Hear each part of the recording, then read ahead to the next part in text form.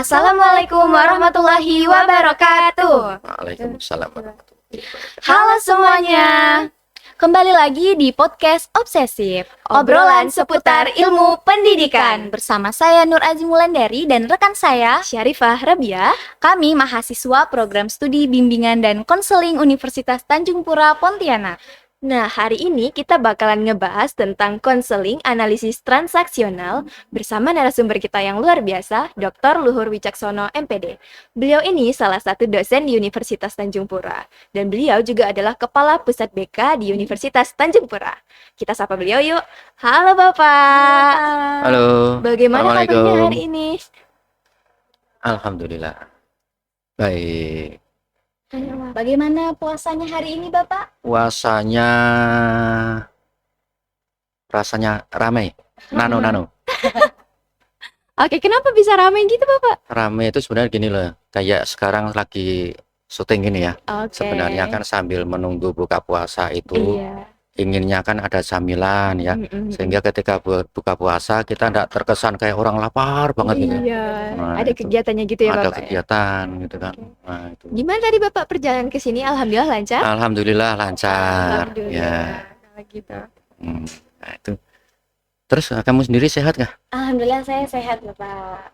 Ya harus gitu ya. Iya, sehat alhamdulillah Bapak. Nah, senang banget hari ini bisa ngobrol langsung bersama Bapak Ya. untuk langsung masuk ke pembahasan kita. Sebelumnya saya ingin bertanya nih, Ya. menurut Bapak sendiri, apa itu konseling analisis transaksional? Oke.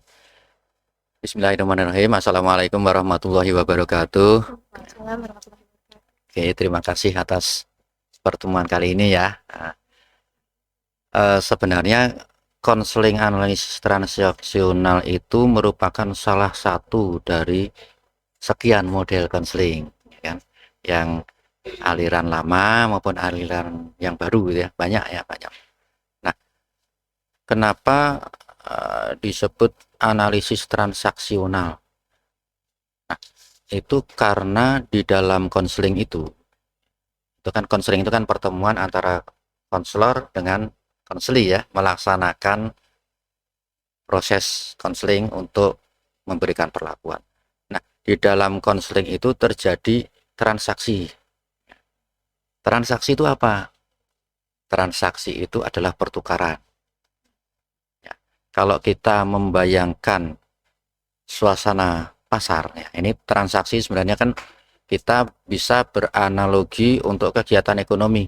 Ya, suasana pasar ada penjual, ada pembeli, terus ngomong nawar-nawar harga. Iya. Nah, akhirnya sepakat itu ya, transaksi. Nah, kemudian kalau di dalam konseling itu bagaimana transaksinya? Transaksinya untuk AT, analisis transaksional tadi ya, analisis transaksional itu sebenarnya mengatakan ya, suatu konsep untuk satu diri manusia ini, individu, misalkan saya Luhur Wicaksono ya, itu ada tiga ego state, status ego ya, yaitu saya mempunyai tiga status ego orang tua, status ego orang dewasa, status ego anak-anak. Dirimu juga gitu ya. Nah, sekarang apakah ada orang yang mempunyai status ego yang tidak tiga? Bisa jadi ada. Tetapi berarti orang itu tidak normal dalam tanda kutip. Ya, bermasalah. Nah, sekarang yang bertransaksi itu apa? Atau siapa? Ya. Nah, di dalam konsep aslinya yang bertransaksi itu adalah diri sendiri. Ya, diri sendiri ya konsep asli. Artinya begini, status ego orang tua pada saya ya, bertransaksi pertama pada saya sendiri. Ya, pernah melihat atau mengetahui atau tidak atau menjalani, kita pernah ngomong sendiri. Pernah ya? Iya, pernah. Ini biasanya yang bicara sendiri itu cewek ya. hari ini mau kuliah, malam sebelumnya udah ngomong sendiri, besok saya kuliah pakai baju apa, pakai kerudung apa, dijawab sendiri. Nah, ini bertransaksi terhadap dirinya sendiri. Ya. Nah, kemudian karena kita berkomunikasi kepada orang lain, maka transaksi itu juga berlaku kepada orang lain. Ya. Maksudnya begini, ketika kita berkomunikasi kepada orang lain, itu bagaimana kita mengikut teks, memilih naskah, ya, seperti ini ya, kan ada teksnya ya, memilih naskah untuk diterapkan pada diri kita. Misalkan begini, oh saya ini sedang syuting. Nah maka saya memilih naskah sebagai apa, orang yang bijaksana, yang arif, yang menghindari segala kesalahan. Misalnya kalau salah sedikit, tik itu ulang dari awal. Nah itu adalah saya melakukan atau saya memanfaatkan atau saya mengungkapkan ego state, status ego orang dewasa. Ya. Nah, kemudian yang dihadapi juga akan sesuai dengan kondisinya berlaku sebagai orang dewasa. Komunikasilah, bertransaksilah kita orang dewasa dengan orang. Apakah bisa saya orang tua kemudian memunculkan status ego anak-anak? Bisa. Pernah tidak melakukan permainan atau hal-hal yang iseng? Pernah. Lah, permainan atau hal yang iseng itu adalah status ego anak-anak. Perlu tidak? Perlu. Orang dewasa bermain kelayang ada kita lihat untuk melepaskan dari ketegangan. Status ego orang tua bagaimana? Status ego orang tua itu kalau kita membayangkan orang tua, punya orang tua ya, nah, nggak mungkin lah tiba-tiba judul gitu ya, nggak ada orang tuanya tiba-tiba muncul seperti ini kecuali Nabi Adam, gitu ya. Nah, ya orang tua, kita bayangkan orang tua kita, orang tua itu maunya ngasih nasihat, melarang-larang, menghukum. Nah itu status ego orang tua. Nah, itu pengertian selintas analisis transaksional. Oke, berarti konsep utama dari konseling analisis transaksional ini adalah bagaimana cara seseorang itu berkomunikasi dan mereka merespon komunikasi tersebut. Yes. Kan? Ya. Jadi konsepnya memang begitu. Sebenarnya ini kan bisa dikatakan sebagai perpaduan dari teori ekonomi dan teori komunikasi ditambah psikologi, ya. Ekonomi tadi transaksi, ya, terus teori komunikasi, ya, nah, komunikasi kan, nah, terus teori psikologi, ya, transaksi yang cocok itu ketika terjadi tiga oke atau 4 ya. Ya, yang paling cocok I'm okay, you are okay, ya, terus yang kurang baik I'm okay, you are not okay. Terus yang kurang baik lagi I'm not okay, you are okay. Paling tidak baik I'm not okay, you are juga not okay. Nah, itu ya. Wah, menarik banget ya pembahasan kita kali ini. Kalau membahas soal konseling nih Pak, Ya. apa saja teknik-teknik yang biasa digunakan dalam sesi konseling analisis transaksional itu sendiri? Ya, baik, sebenarnya karena ini berkait dengan komunikasi ya. Komunikasi itu kan di dalam pelaksanaannya harus memenuhi minimal 3 poin, 3 hal. Ya, komunikator, ya, terus komunikan, ya, Anda tuh kalau di dalam sekarang ini saya ngomong, Anda komunikan, saya komunikator. Ya, terus media. Ya, media itu salah satunya adalah udara. Ya. Maka kalau orang ngomong di bumi, sama-sama di bumi, bisa kedengaran karena ada udara. Ya, ya. Teknik yang spesifik sebenarnya tidak ada, ya. Tetapi ada langkah-langkahnya. Misalkan kita harus mengidentifikasi masalah siswa, masalah siswa atau orang yang akan kita beri perlakuan, klien misalnya, orangnya seperti apa, itu ya, sehingga kita konselor bisa menerapkan, oh yang pas untuk klien seperti ini harus seperti ini, harus menerapkan ego state seperti apa, itu. Nah, terus gimana, ada yang ditanyakan lagi?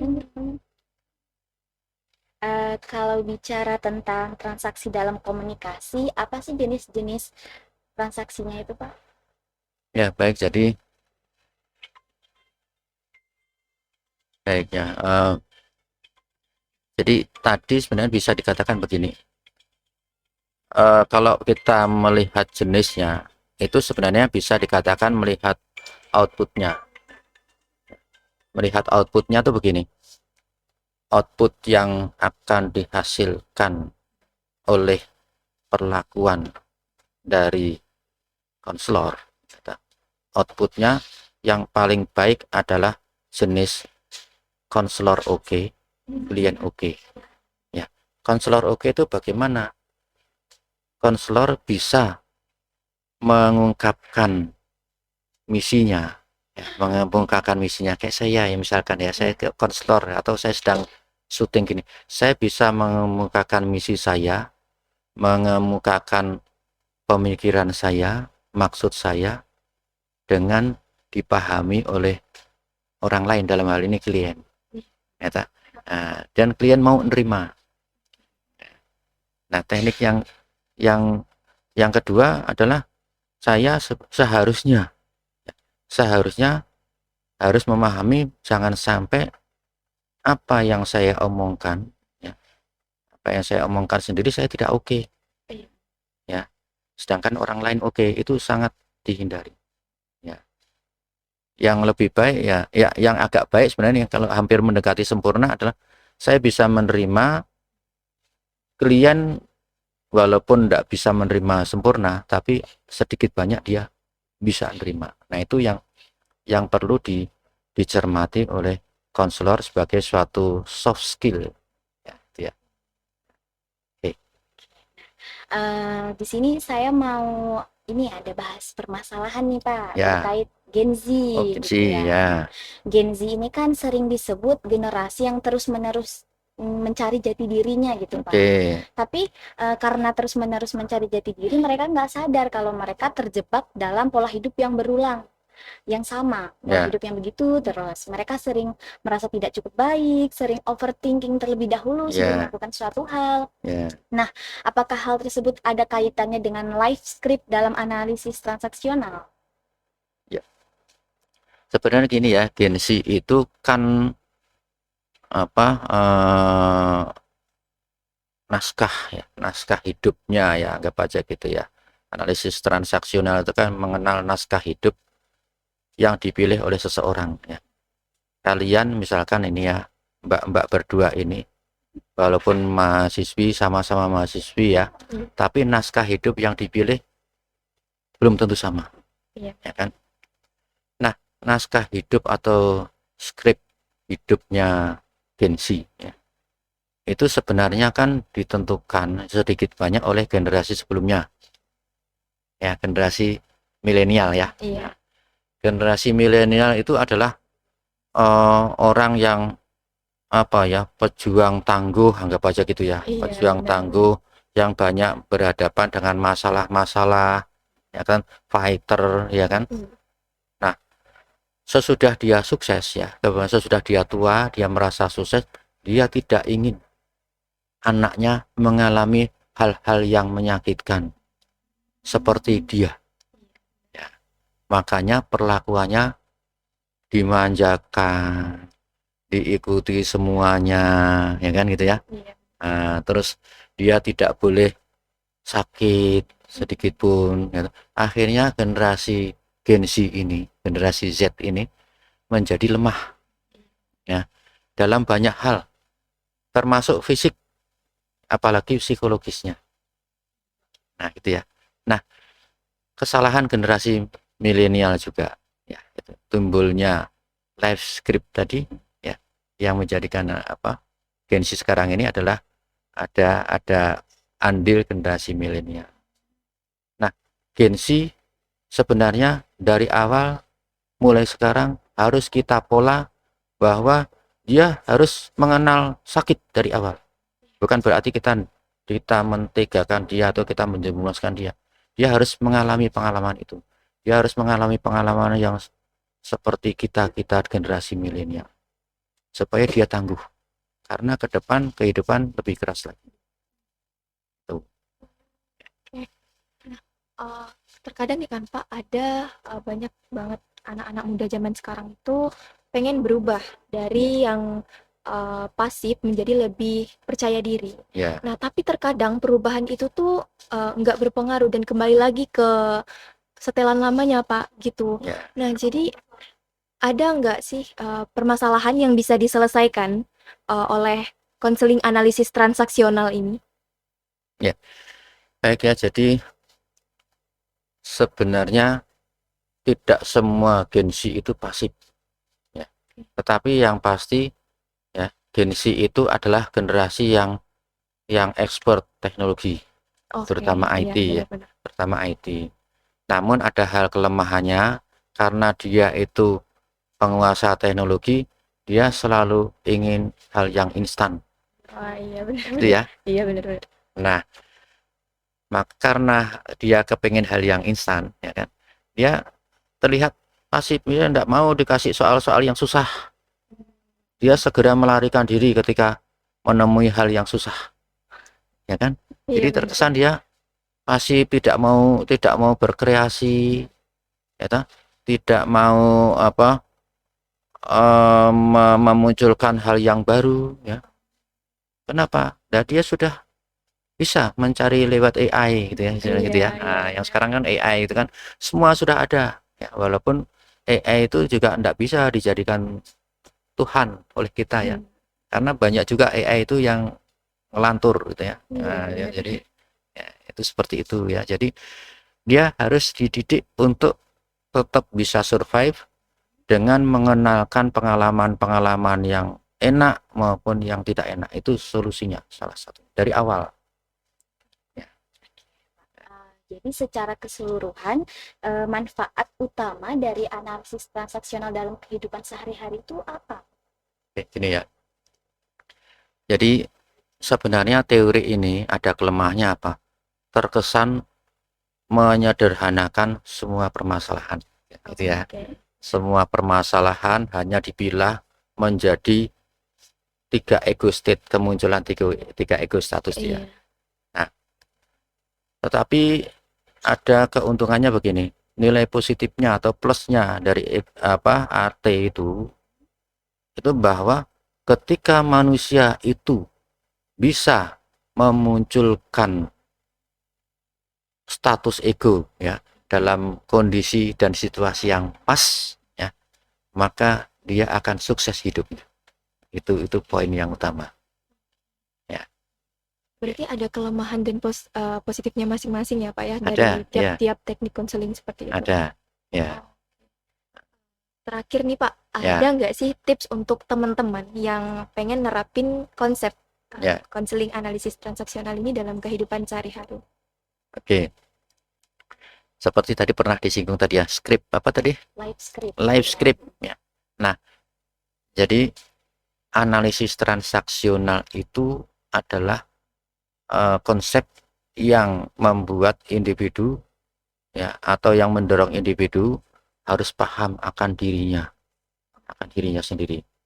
Itu bisa disetting dari anak-anak ya. Itu saya pernah cobakan ya, disetting dari anak-anak. Jadi dengan pola pikir sesuai dengan anak ya di sini. Dia mengenal dirinya sendiri, kepribadiannya sendiri, sehingga dengan dia mengenal dirinya sendiri, dia mampu kapan dia harus memunculkan salah satu tiga ego itu Oh, oke. ya, itu ya. Oke. sangat insightful ya pembahasan kita kali ini.